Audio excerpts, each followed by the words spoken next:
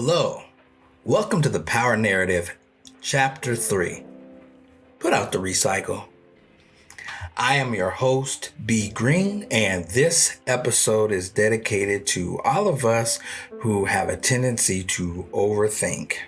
Before we get into this next chapter, if you enjoy plugging into the power plant, please hit that subscribe button and like this video. In a previous chapter, I made reference to putting the pain and tragedy of what you've experienced behind you. Now, that's an extremely easy thing for me to say to you. But let me make this as clear as a fresh Windexed glass. One, I am not suggesting that the strategies that are being given are easy, but I do promise that they are both possible and worth it.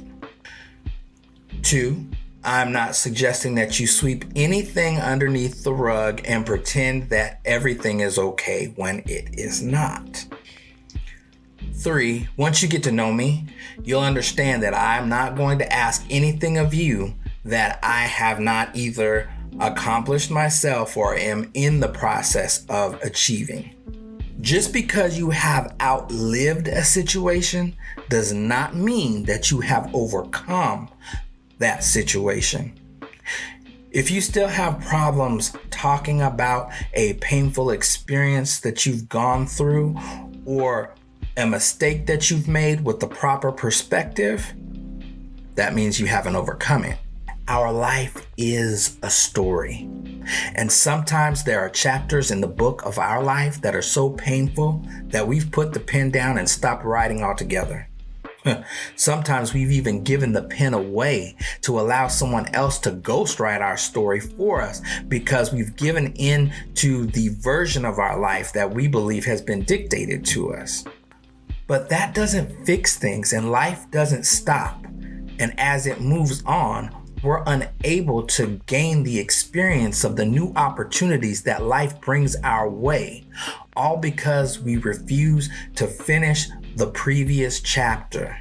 What is the recycle? To cause to repeat a cycle or go through a process or experience again.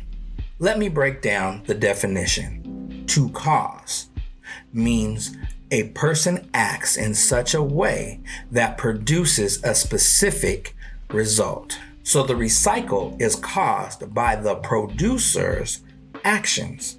We reproduce situations in our mind as if the outcome is going to be different than it was the first time. The experience was bad enough, but the recycle is what does the most damage because we choose to relive the pain over again and again and again and again. Just talking about it, get your blood pressure up, jaws tight, fists clenched, or you could be in a perfectly good mood and something happens to remind you of a situation undealt with, and our whole mood shifts. We talked before about triggers and cues. There's enough of those out there in the world without us causing them to repeat the cycle of damage. Let me explain it in another way. My wife and I have the same phone, and they send regularly scheduled updates for those phones.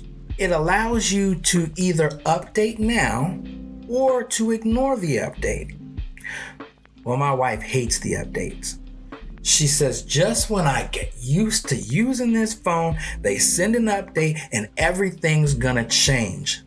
I'm not doing it. So time goes on and she keeps ignoring the update and says, I hate this stupid phone. Nothing seems to work right. My apps aren't working right, and I even went to download a new app and it wouldn't let me do it. Can you help me? And I say, of course I can. Did you do the update? And once she does, everything starts working again. It may work differently than it did before, but it works. Newsflash, as long as you hold on, Sure, things may seem to work okay for a while, but sure enough, things are going to stop working right, and you're not going to have enough room to be able to enjoy the new experiences as they come along. Eventually, that old is going to allow a virus to creep in and corrupt the new. The way you lived your life before that led up to the situation that you can't seem to get past is designed to tell you that something in your life needs to change. Have you ever tried to update a computer operating system and before you can, it detects the old version and tells you before you can upload the new, you have to delete the old? No different. The way you lived your life before is not serving you anymore in this new situation, and it's evident because you're stuck in old loops. These old stories, these old images have power over you, stuck on what happened to you and unable to see how that situation happened for you. The scriptures tell the story of a man named Joseph who, for the sake of jealousy, was sold into slavery by none other than his own brothers. He went from being a slave to being in prison. And while he was in that prison cell, he had a long time to think, rethink, and think again about the story. But he dreamed that his life was meant for so much more. And he believed in that dream. You see, at any point, he could have allowed the recycle to kill that dream dead in its tracks. He could have said, dreams are for fools. My life don't resemble anything like my dream. But the thing about dreams is we dream of destinations, but not the journey that's gonna get us there. The recycle could have prevented him from ever reaching that destination. The recycle could have prevented him from being able to say to his brothers on the day that they were reunited, "Don't fear me because you intended to do me evil. Your intent was evil, but God's intent for my life was good."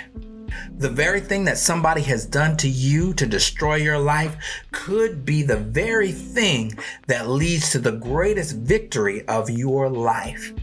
Don't allow where you're at and the recycle to kill the dream that you know you're destined for. Now, why is the recycle such a problem? Well, it doesn't just affect you, it affects everyone that's under the power of your influence.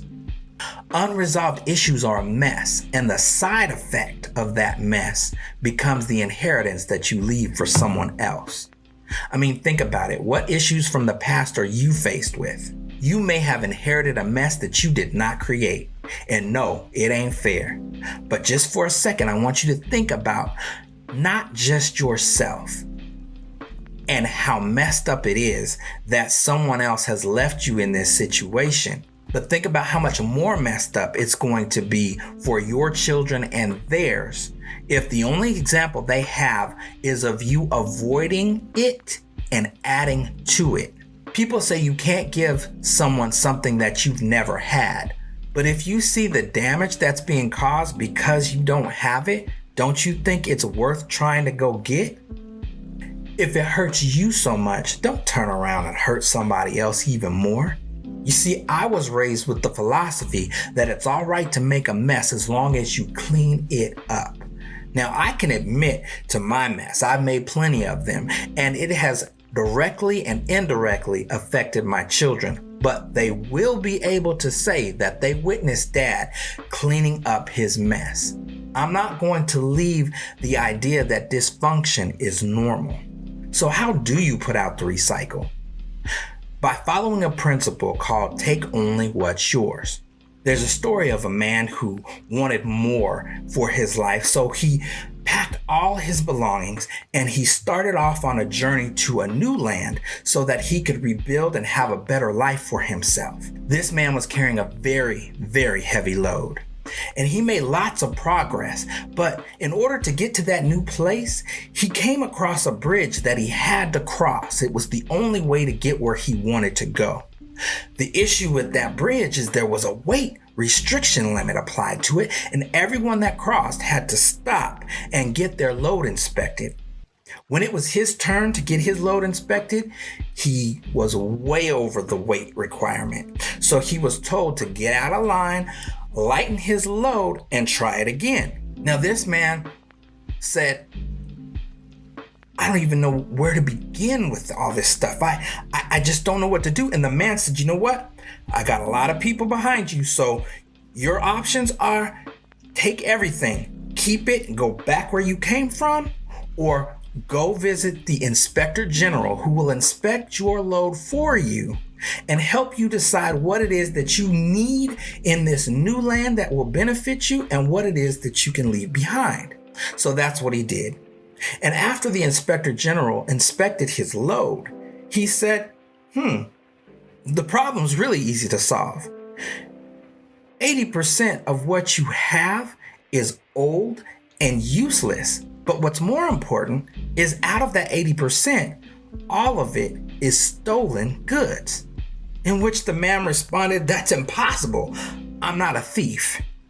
And the Inspector General said, I never claimed that you were. You see, I ran the serial numbers on all the situations and they all check out. You see, you paid for every single one of them and you purchased them from the pawn shop of emotions.